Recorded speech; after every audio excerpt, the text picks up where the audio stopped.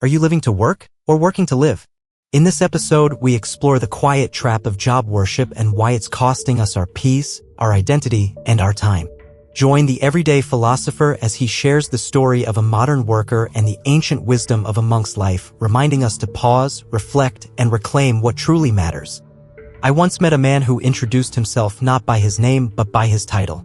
He said, "I'm the regional manager of." I interrupted gently and asked, "But who are you without the title?" He looked confused, uncomfortable even, and that's when I realized many of us have forgotten who we are when we take off our work clothes. We don't just work jobs anymore, we worship them. We measure our worth by promotions, define our value by our productivity, and confuse burnout with ambition. But here's the truth most people don't want to hear. Your job does not love you back. It never did. I say this not with bitterness, but with clarity. Your job will replace you before your obituary dries. It will praise your work ethic until you're gone, and then it will quietly move on. So why do we give it everything? Why do we sacrifice our health, our families, our passions, all for a place that sends us emails at midnight and thanks us with pizza parties?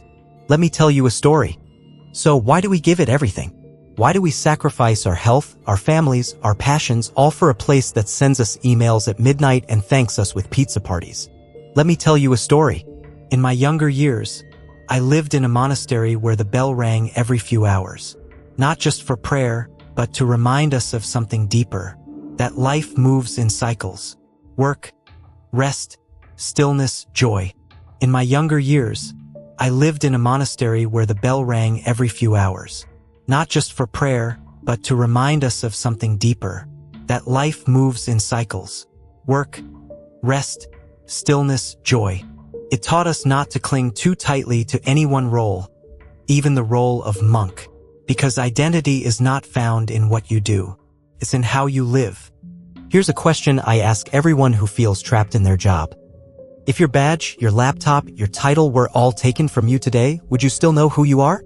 That's not a small question, because if your entire identity is built on your job, then you're always one layoff away from losing yourself.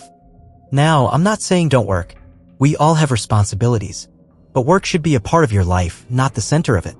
You are a sibling, a friend, a dreamer, a soul with stories to tell. Don't let all of that disappear behind a job description. The people who love you won't remember the meetings you led or the emails you sent at 11 p.m. They'll remember how you laughed with them on quiet evenings, how you showed up when it mattered, how you made them feel. So what do? We reclaim our time. We set boundaries not to rebel, but to protect what matters. We start hobbies that bring us joy, even if they don't make us a dollar. We talk to our families. We breathe. We remind ourselves daily that being alive is not a checklist to complete, but a moment to be lived. You are not your job. You are not your inbox. You are not your productivity. You are a human being, and that is more than enough.